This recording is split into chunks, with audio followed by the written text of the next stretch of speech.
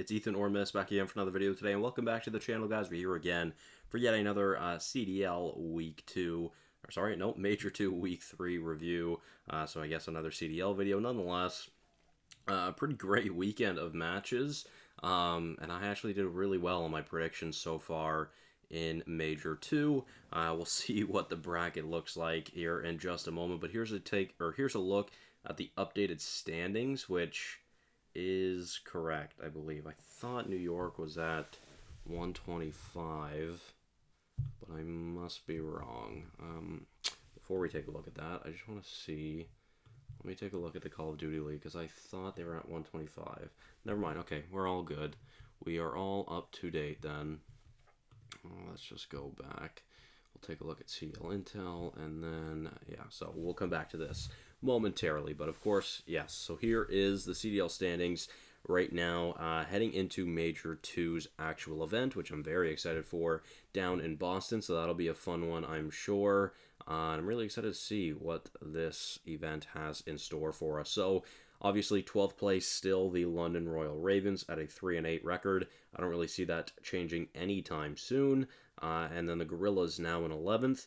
Honestly, I could definitely see them going up. We'll see how this weekend goes, of course, though. Vegas at 10th, Florida at 9, Boston at 8, LA Thieves at 7, Texas at 6, Seattle at 5, Minnesota at 4, Atlanta at 3, Toronto at 2, and New York at 1. And we're starting to kind of get into what what you'd kind of expect, where some teams would be. Especially heading into the season. Of course, a lot of people expected, Atlanta, Texas, Seattle to be pretty damn good. Of course, the Thieves as well. But I think we're really starting to fall into what the standings will look like for the most part of the year. I think these top 4 teams are definitely going to be some of the best teams throughout the year, as well as Texas. I'd like to think the Thieves, Breach, and Surge, will all be better. Of course, Texas did finish with the number 1 seed here in the qualifiers for Major 2, which we'll talk about momentarily as well. But yeah, again, I feel like it's starting to get accurate to what we could expect from the rankings and the standings so far. Not really surprised by the bottom 4 at all, to be fair. But you never know. Obviously, Seattle's still up in 5th, even though they've had an absolutely terrible showing so far in Major 2. They did end up getting a win this weekend, which I honestly had them going 0-5. If Texas had to beat them, because I believe they had beat Texas, those two teams would be switched. And actually, the Thieves would probably be above Seattle as well. So Seattle would probably be in 7th right now. So that's a big series win from them, but that was the only series they won since way back in Major 1. So, yeah, obviously, taking a look at this.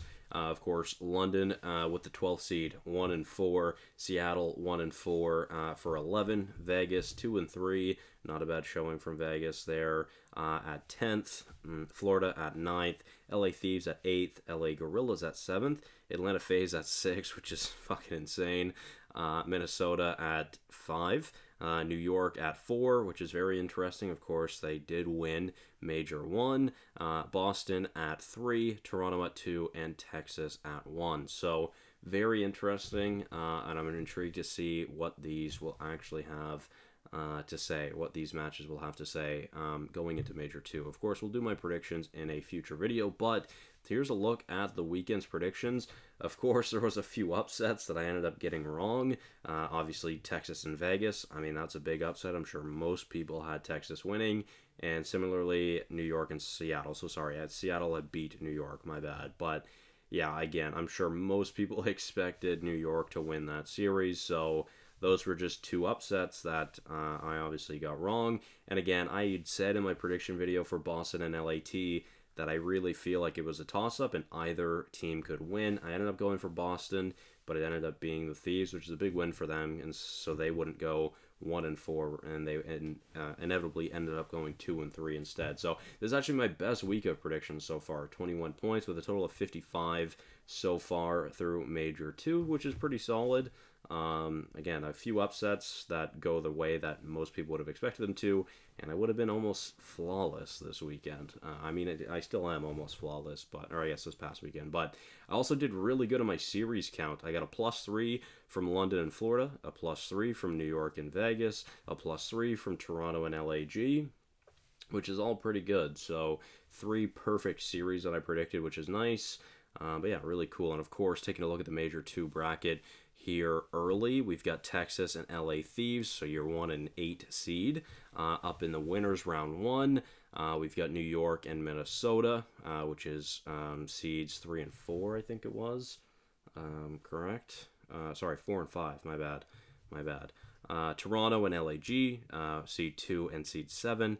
Then Boston and Atlanta, seed 3 and seed 6. So, and yeah, of course, in losers, we've got Florida, London, Vegas, and Seattle. I am intrigued to see what this will look like. Seattle honestly didn't look too bad this weekend. They definitely had done better this weekend than what I had definitely expected them to do, to be fair. Vegas, still kind of a question mark. They're a very up and down team, and we still don't really know what to expect with them. London's still technically on a new roster, as well as Florida, so I'm not really too sure what we can expect from them either. I wouldn't be surprised if all 4 of the teams and losers actually get bumped in the first round, but you never know. So, of course, not going to be doing my predictions in this video, but yeah, we'll definitely be doing them in a future video for you guys. Of course, I think the matches start Thursday. Yeah, Thursday. So, which is really nice. We got all of the winners matches Thursday, winners round 1 matches Thursday, which I am very excited for. So, yeah, we've got Texas and LAT, like I had mentioned, New York, Minnesota, Toronto, LAG, and Boston and Atlanta. So those will be some really fun matches and some tough ones to predict as well. So that'll be very exciting. Now, let's quickly just run through a couple series. Again, I mean, there were some really good series this weekend. Of course, starting it off with, what was it? London and Vegas, I believe, right? Or no, sorry, London and Florida, my bad. Of course, Florida winning that series 3-2. And it ended up being a relatively close series, of course. The first 3 maps were very close. London only winning a hard point in that series. So obviously Florida, if Florida can be a consistent 2-3-5 team, then they can definitely make some damage. But of course, no one played great on London. They really struggled, and Havoc absolutely had his way with that London team in that series. Let's quickly move on to New York and Vegas. A very quick sweep from the subliners. And yeah, Clayster had a very poor series. And of course, Priesta, Skies, and Hydra all had a very good series. Map 1 was close, and then it was just nothing after that. It seemed like there was no life from Vegas after that. Let's just keep going. I'm going to try to go through these quickly. LAG versus Atlanta, a very close series, and honestly, I'm pretty high on this LAG team. I really think this LAG team could definitely make some magic here at the Major. I feel like it's very possible, you know? Celium had a fucking crazy series with a 1.55. That might be the best on the year so far. And no one really played great on LAG, but they just kind of won where they needed to. Of course, LAG did end up getting reverse swept. And honestly, throughout this entire series, I did think that LAG was the better team, except for in map 4. Mercado, obviously, Atlanta fucking hork slammed the LAG, or the LA Gorillas, I should say. So, yeah, obviously they got reverse swept, but I honestly thought LAG impressed me more. One thing about this Atlanta FaZe team, since adding Slasher, is I just find they are a much worse team. Even though KD's might arguably be better, I just definitely think that the Atlanta FaZe are a very questionable team. Like, they are just a question mark from series to series, and we really don't know much about them, honestly. You would think they'd be good in everything, but unfortunately for them, that's just not the case. And then, yeah, on to Toronto and LAG, a fantastic series from all the Toronto boys. Really, really great stuff. That sub duo between Stanny and Kleenex is really, really strong. The ARs basically just chilled that entire series. A close map won, but the Gorillas ended up taking it, and then the rest of the series wasn't very close, especially maps 3 and 4. 3-0, of course, over LAG in control, and then a 100-point club for Toronto in map 4. So, that being said, we'll move on to really the first and possibly the biggest upset of the weekend was Vegas beating Texas. But my biggest standout for this, and it's always the reason why Texas loses, in my opinion, is Illy. Illy just didn't have a good series, and I find he doesn't very often, unfortunately. But I mean, of course, really it was just the main AR that had a good series from Dashy. And when is Dashy ever going negative?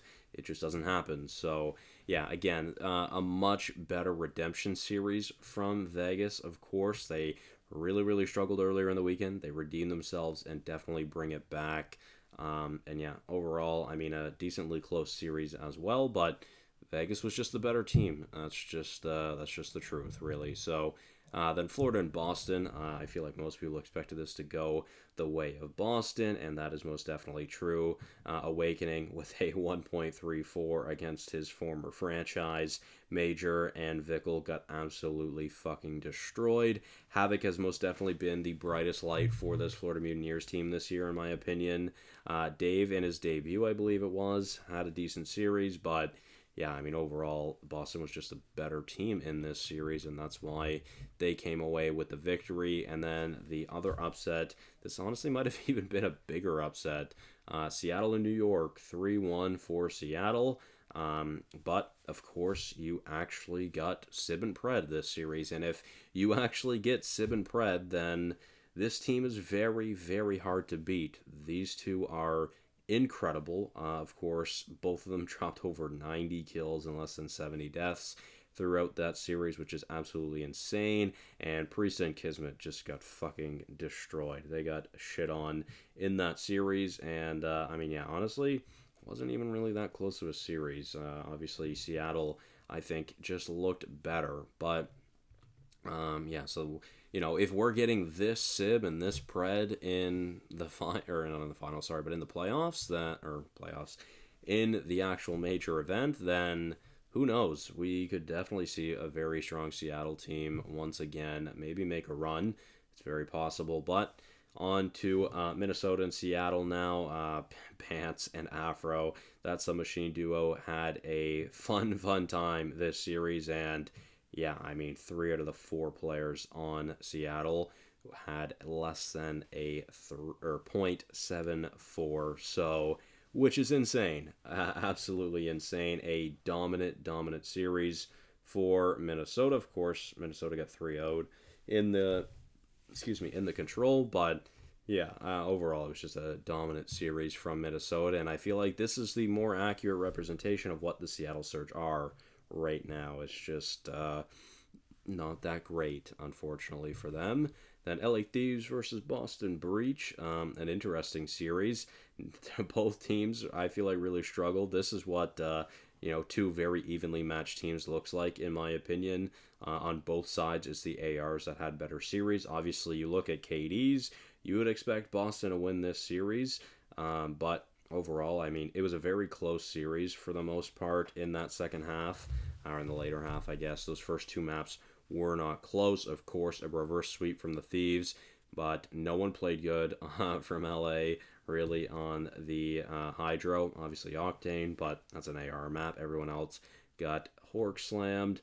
And then on the Search and Destroy, no one played well for LA Thieves. And then they woke up, and they ended up reverse sweeping, and this was the second reverse sweep of the weekend, first of the night. But Sunday, of course, we had 2 reverse sweeps, which this one was a fun one to watch.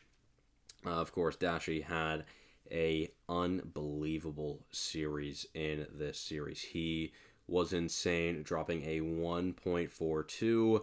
I believe he actually has the record now for highest damage throughout this season, and that might be the highest record in kills as well so far this year, which is insane, 115. And of course, like I said, again, a reverse sweep. It it definitely took some time. But yeah, of course, a very close 3-2, a very close and intense back and forth. 250 to 248 in map 4, and then Texas was up 4-0 in the search and destroy, lost 4 straight, and then ended up being a win for them. And yeah, of course, some very interesting matches that I'm very excited about, and I'm very, very much looking forward to what's going to happen this coming weekend. So again, we will do these predictions in a future video for you guys, but thank you all so much for watching. Hopefully you did enjoy, and I will see you guys in the next one. Bye-bye.